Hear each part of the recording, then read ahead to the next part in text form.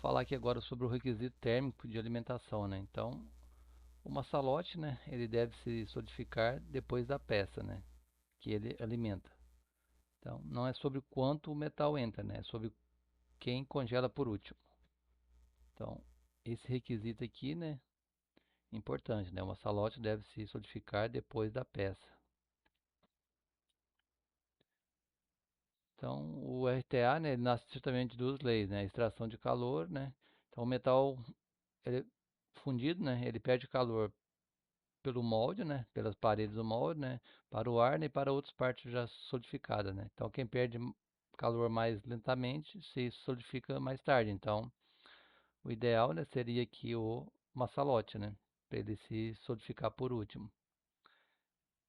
Então a lei de Chorinov, né, então a gente já tinha comentado antes, né, que seria a minha constante C, né, volume sobre área, né. Que o T é o tempo de solidificação, o volume, a área de troca térmica, né? E seria o módulo térmico aqui, o meu volume sobre a área, né?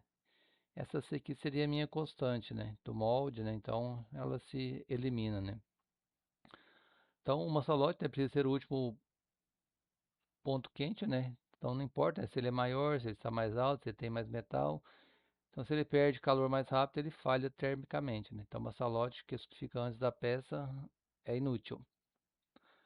Então o maçalote precisa ser o último quente, né? Que eu acabei repetindo aqui.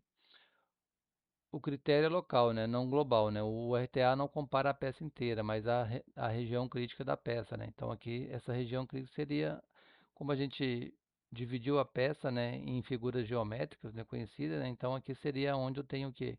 O meu maior módulo, né? Então, ou seja, que é uma salote, né, deve ter módulo maior do ponto mais crítico, né? Isso aparece nas figuras, né, que se fala em seções e regiões de maior espessura, né? Que a gente viu anteriormente, né? Então, o requisito térmico, né, ele não garante que a peça será boa, mas garante que a solidificação será dirigida, né, para uma salote, né? Então, ele cria o gradiente térmico correto, empurra a última solidificação para uma salote. E a gente vai evitar o rechupe, né? Então, sem o RTA atendido, não existe alimentação. Então, né, para a gente calcular ali, então, o módulo, né, do meu maçalote, né, que seria meu MN, né, seu módulo térmico necessário do maçalote, né? Então, para mim achar esse módulo do meu maçalote, né, eu vou fazer essa equação aqui, né? Então, o módulo maçalote vai ser igual a meu K, esse é um coeficiente, né, de segurança, né? Então, esse coeficiente, né, ele depende do tipo de material, né? O caso geral aplicado, né, seria 20%, né? Então, se tu trabalha com maçalotes aquecido por ataque, luvas isotérmicas, se é um ferro fundido branco, cinzento, é um material com luva isotérmica, então tudo muda esse K, né? Mas geralmente se trabalha com 20%, né? Eu na prática trabalho com 20%. Então eu uso meu K aqui de 20%. Então a parte da lei de Chorinov, eu tinha comentado antes, não, então ele compara aqui o tempo de solidificação e o tempo de solidificação do maçalote, né? Então impõe a condição essencial, né? Então, o tempo do maçalote será maior que o tempo da peça, né? Então ele deve se solidificar depois da peça.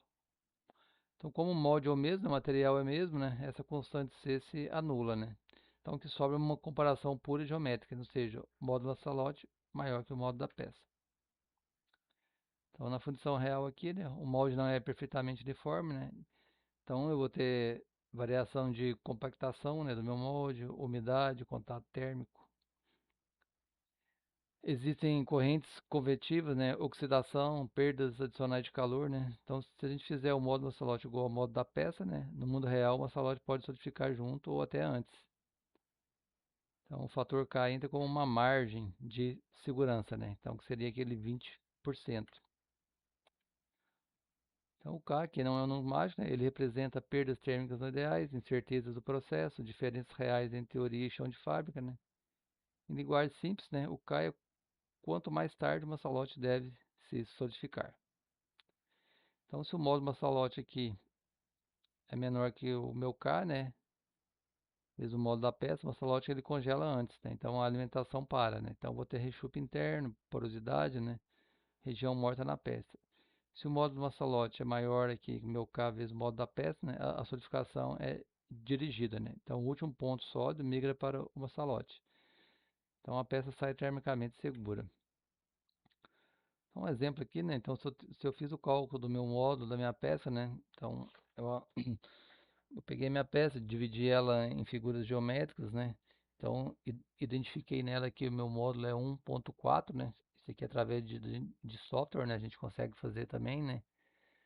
Seria o meu módulo térmico, né? E quando a gente calcula sem um sistema de software, seria meu módulo geométrico, né?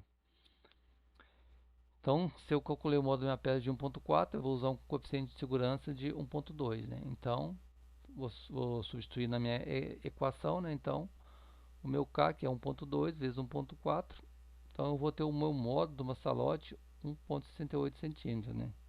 Então, isso significa que o maçalote precisa ter módulo térmico de pelo menos 1.68 centímetros, né?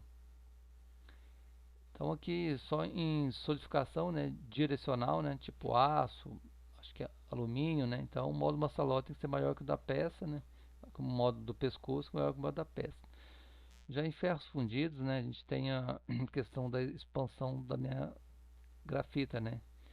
Então o módulo do meu pescoço aqui, ó, ele é ligeiramente menor, né, que o módulo da minha peça, né. Então, quando eu estiver fazendo a alimentação, né, esse meu pescoço ele deve cortar a alimentação, né, para mim aproveitar a minha expansão grafítica, né, da minha peça, né. Então, consigo trabalhar com lançalotes menores, né, e com uma seção menor aqui também, né. Se eu trabalhar com seção maiores aqui, né, essa expansão ela pode estar voltando para o meu maçalote, né. Então a gente fala que o maçalote, que a peça está vomitando, né, metal pro pescoço, né. O pessoal usa esse termo aí. Então o maçalote não precisa ter módulo muito maior, né. Em certos casos, a própria peça consegue se autoalimentar. Então a expansão da grafita, né, a gente comentou em vídeos anteriores, né. Então durante a ratificação do ferro, né, o carbono precipita como grafita, né. Então essa grafita ela ocupa mais volume que o carbono dissolvido no líquido, né? Então isso gera uma expansão volumétrica sólida, né? Então aqui só um guia gerado por IA, né? Então assim, então aqui o meu requisito térmico é o meu RDA, né? RTA, né? Então o meu módulo aqui é volume sobre área, né? Aquela regra de ouro, né? Que seria o módulo maçalote, né? Que é meu K vezes o módulo da peça. Então esse meu K aqui ele depende do tipo de material, né? Mas como eu comentei, né? Geralmente é utilizado 20%, né? Que seria 1.2, né? Então 1.2 no módulo da peça, eu vou achar o módulo do meu maçalote, né? E através desse módulo, né, depois eu calculo o diâmetro e a altura do meu maçalote, que a gente vai ver em vídeos posteriores, né? Uma sequência de alimentação, né, principalmente em aços, né? Então, módulo maçalote maior que o módulo da peça, o módulo do pescoço, que é o módulo da peça.